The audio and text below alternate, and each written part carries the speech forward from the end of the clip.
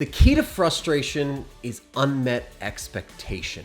What I mean by that is you want to get somebody really, really frustrated. You want to get a client really, really disappointed and not come back, not give you a referral, not give you a testimonial, and have no word of mouth business that comes off of it. Then frustrate them. Don't let them know what the expectations are. Go ahead and overpromise and underdeliver and see how that goes.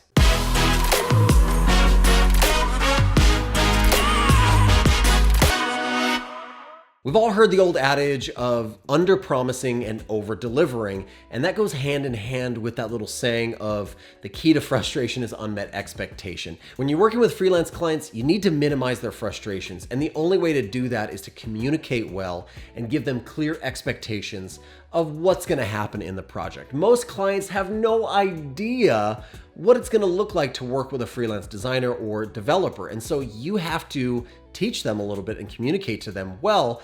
And I love the idea of under-promising and over-delivering.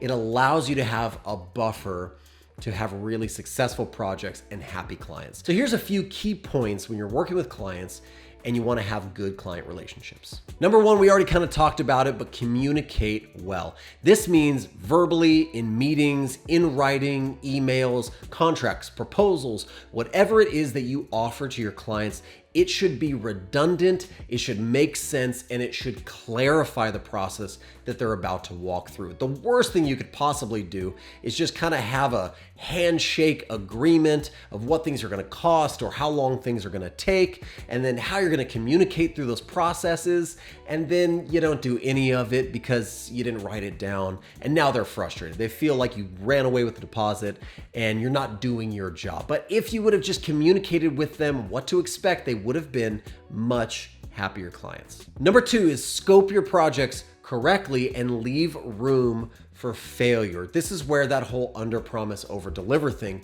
comes in. If a client comes to me and asks for a website that has 2 or 3 pages, I'm not going to try to give them the lowest possible price and the lowest possible time frame, a time frame and a price that makes me not want to do the project. And if a single thing goes wrong, then I'm over budget.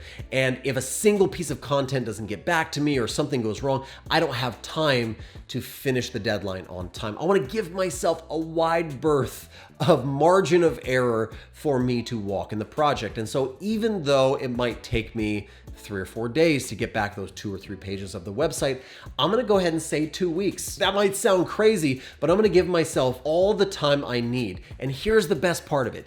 If I say 2 weeks and I actually get it done in 3 or 4 days and I deliver early, then I have fully under-promised, over-delivered. Then the client's happy. They're excited that I got it back to them early. They're amazed that I was able to do such a thing, and it gives them a good experience. Likewise, if you bid the lowest that you possibly can with no margin of error, no room for profit, then you're frustrated, they're frustrated, and anytime the project gets close to reaching the scope of work that you've created, you have to do an add charge form, you have to change the project, change the scope of the work, and that whole thing is just nickel and diming them, and it's making them really frustrated. So by under-promising, over-delivering, it's a much better attitude and a much better process to have happy clients and a happy life. The third and final thing I would say is to make sure that you have your process down and that you have templated, redundant, reusable processes to walk them through that workflow or process of yours.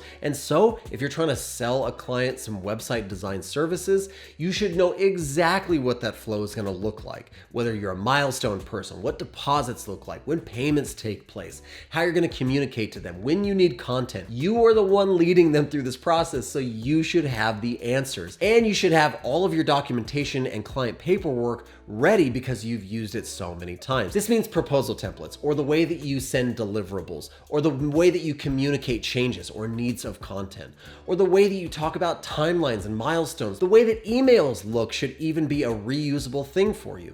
And so you have to have reusable workflows that you can apply to this project, and you have to lead them through it well. The last thing I'll say is that some people don't like that old adage of under promise, over deliver because they feel weird about this idea of under promising. But the truth of the matter is that the client doesn't know that you're under promising. They don't know that you're giving yourself a buffer. And if you give yourself a few more days and they can't handle that as you're sending a proposal for a project, they're probably not the client for you. If they need it right now, and they need it at the absolute bare minimum amount to pay you or time frame to get it done, they're probably a bad client and you should bail before you ever get started. Well, that's it. Those are just a few of my favorite tips for keeping clients happy and staying away from frustration and having satisfied, fulfilling projects and clients that want to hire you back and refer you to other people. Hope you guys enjoyed the video. If you did, make sure to leave a thumbs up, subscribe to the channel. I do lots of videos about design and development and freelancing just like this one. So maybe stick around by hitting that subscribe button and hitting that little bell notification icon